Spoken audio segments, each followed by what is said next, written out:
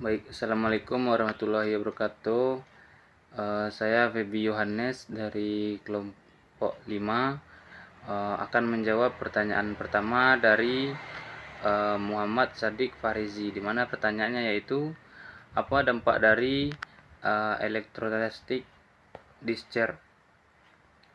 Di mana untuk jawabannya yaitu dampak dari electrostatic discharge atau ESD, yaitu yang pertama ada kerusakan komponen elektronik, ada permanen, kemudian di mana komponen sensitif secara semikonduktor, misalnya IC, transistor, dan MOSFET dapat mengalami kerusakan permanen akibat ESD meskipun energi yang dilepaskan sangat kecil.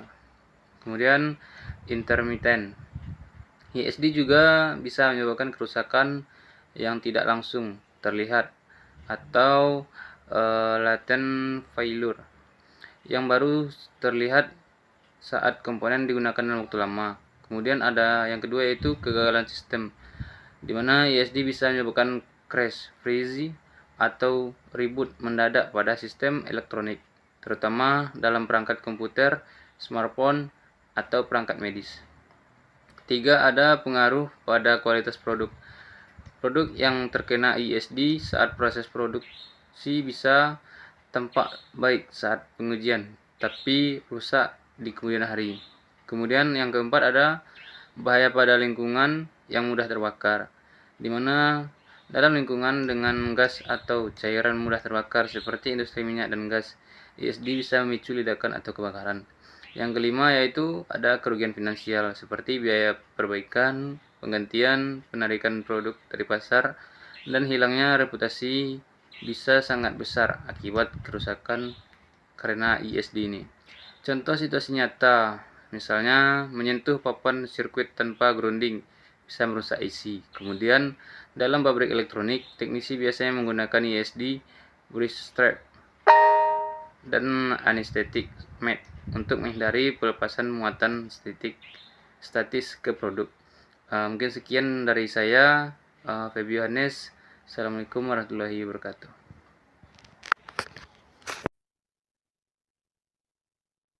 Assalamualaikum warahmatullahi wabarakatuh.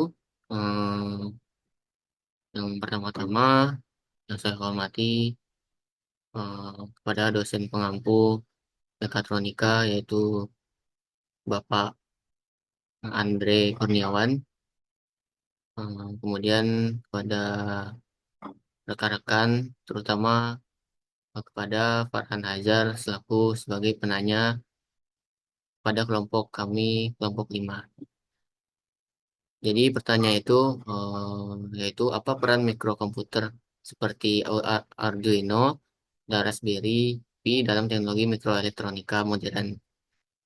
Baik, di sini saya akan memberikan jawabannya, di mana memang betul mikrokomputer seperti Arduino dan Raspberry Pi memiliki peran yang sangat penting dalam perkembangan teknologi mikroelektronika modern. Kenapa? Karena yang pertama yaitu platform pembelajaran dan prototyping.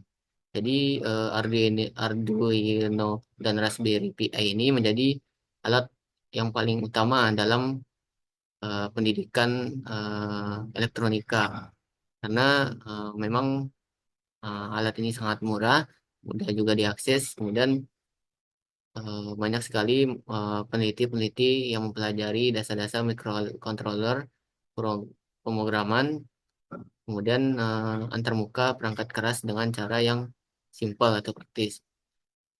Kemudian kedua yaitu percepatan inovasi dan riset. Karena kedua ini sangat mendukung pembuatan prototipe yang sangat cepat, yaitu rapid prototyping. Dengan Arduino, pengguna dapat sangat mudah mengendalikan sensor dan aktuator.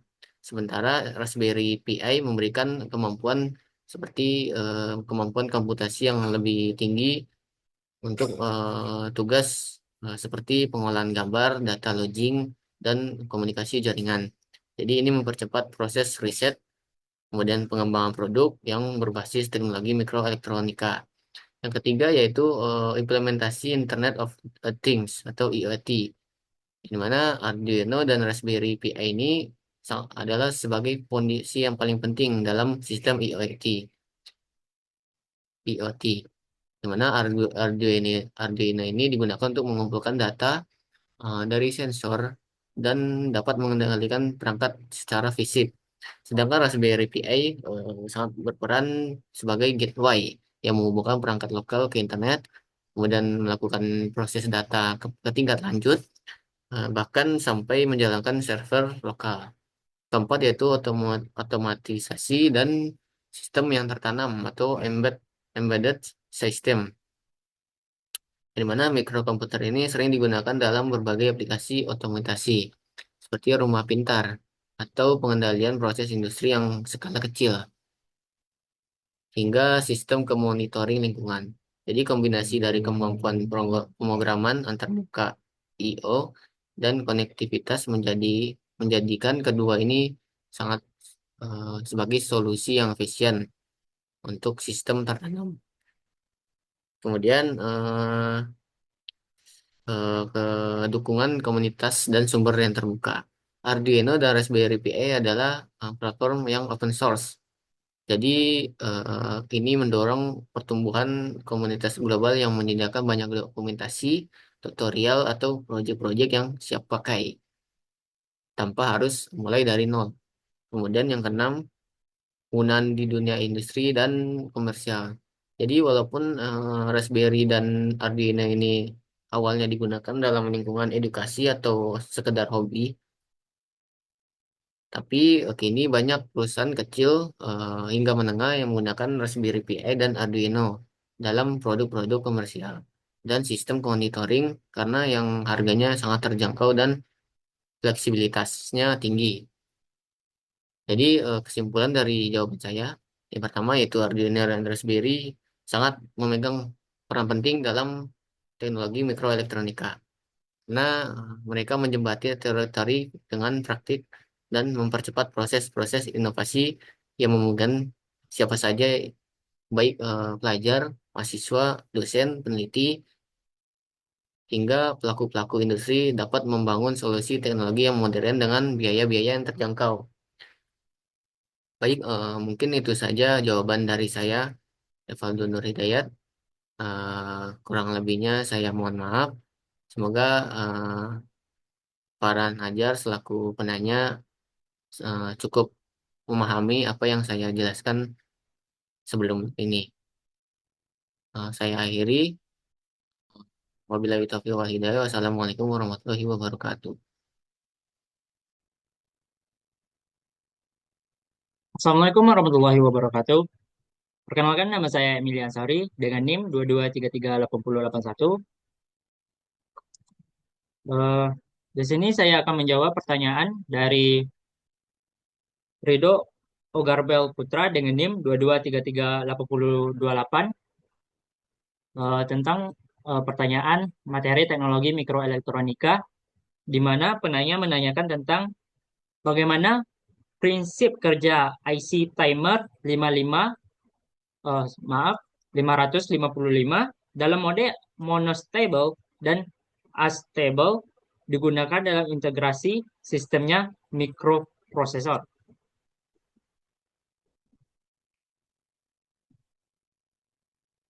Nah, jadi eh,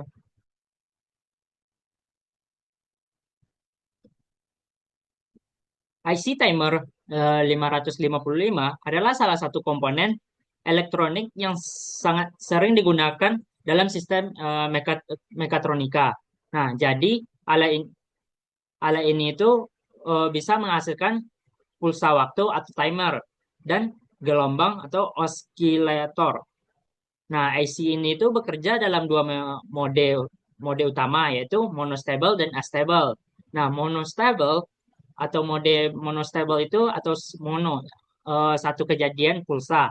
Nah, prinsip kerjanya itu seperti ketika tombol ditekan atau ada sinyal masuk, IC 555 ini akan menghasilkan satu pulsa tunggal.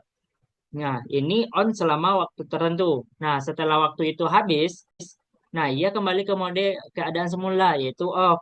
Nah, gunanya itu di sistem mikroprosesor, Ini tuh sebagai detektor kejadian sesaat seperti tombol ditekan atau the bouncing atau membuat delay satu kali sebelum sistem mulai bekerja.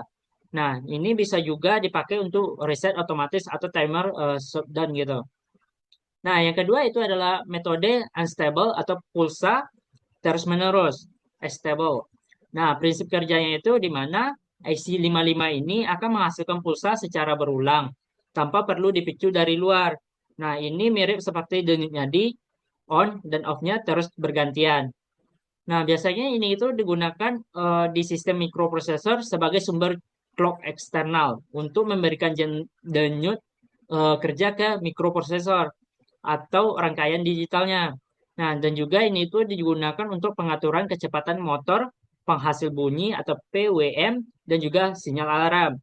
Jadi kesimpulannya itu dalam sistem mekatronika ini yang terhubung dengan mikroprosesor, mode monostable ini itu cocok untuk memberikan sinyal satu kali saat terjadi suatu kejadian seperti mendeteksi sensor ditekan.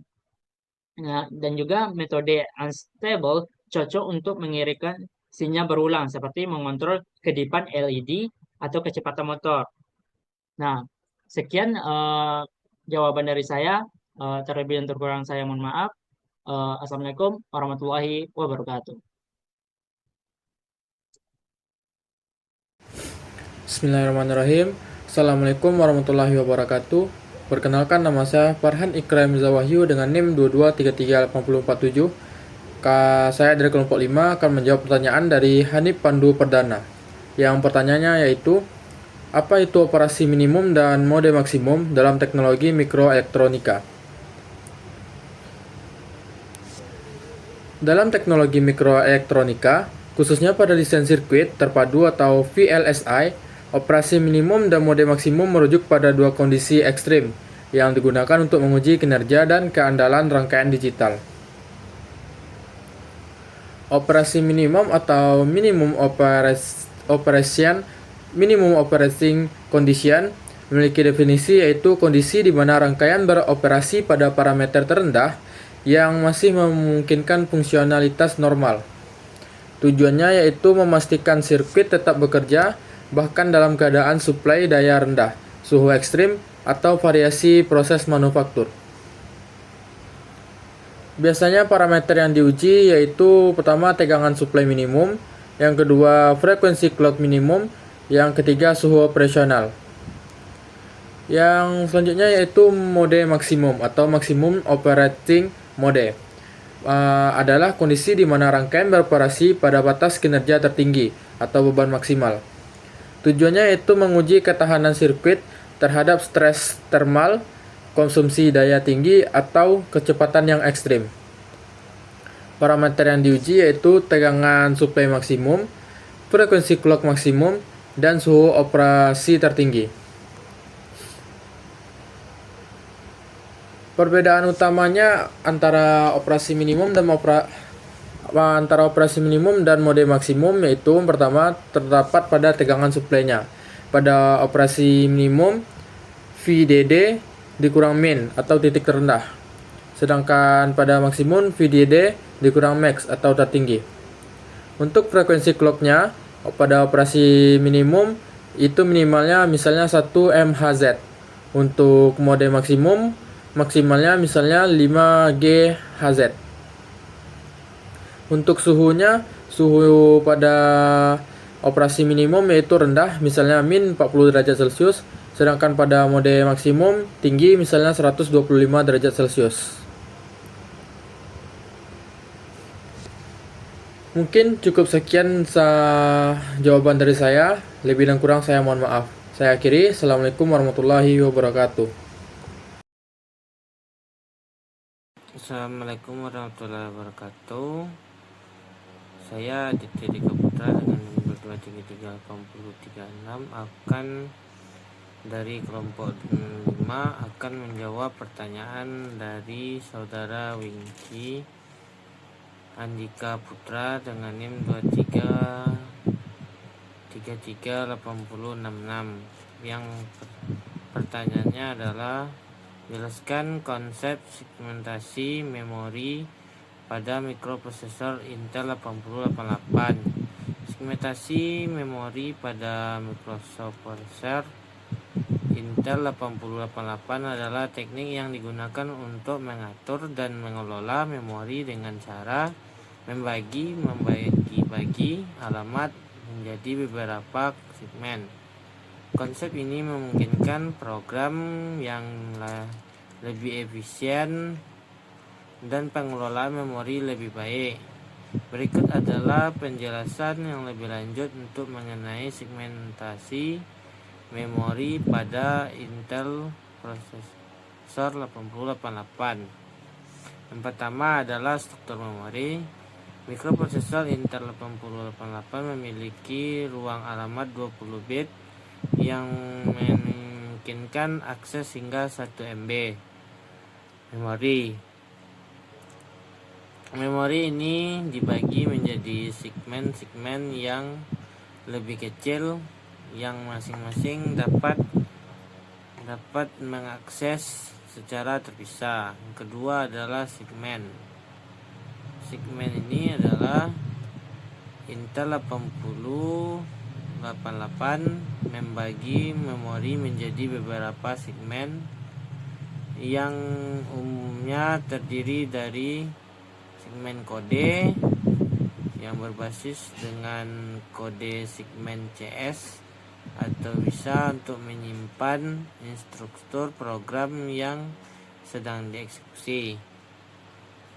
Yang kedua adalah segmen data atau bisa disebut dengan data segmen atau DS, menyimpan data yang digunakan oleh program. Yang ketiga adalah segmen tumbukan atau stack segmen, bisa disebut juga dengan SS, menyimpan data tumbukan atau stack yang digunakan untuk menyimpan alamat pengembalian dan variabel lokal. Yang keempat adalah segmen ekstrak atau bisa disebut dengan ekstrak dan juga bisa disingkat dengan ES, digunakan untuk data tambahan yang seringkali untuk operasi streaming.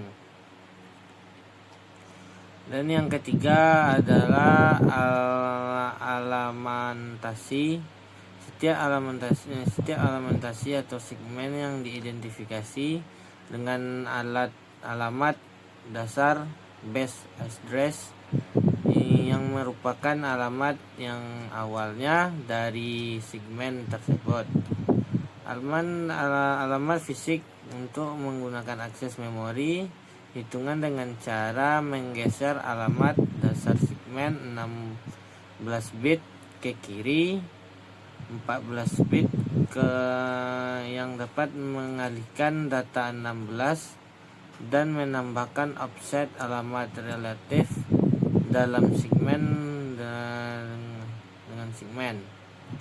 Dengan rumusnya adalah alamat fisik sama dengan dalam kurung base segmen dikali 16 kurung tambah offset. Yang keempatnya adalah keuntungan segmentasi. Yang pertama adalah pengelolaan memori yang lebih baik, memungkinkan pemisahan kode, data, dan tumbukan sehingga mudah mengelola dan mengorganisasi program. Yang kedua adalah penggunaan kembali kode yang sama dapat digunakan di berbagai segmen tanpa memerlukan disfungsi data lain. Yang ketiga adalah fleksibilitasnya memungkinkan program untuk melihat lebih besar ukuran segmen karena segmen dapat ditempatkan di lokasi yang memori bebas. Sekian dari saya ucapkan terima kasih untuk penanya. Assalamualaikum warahmatullahi wabarakatuh.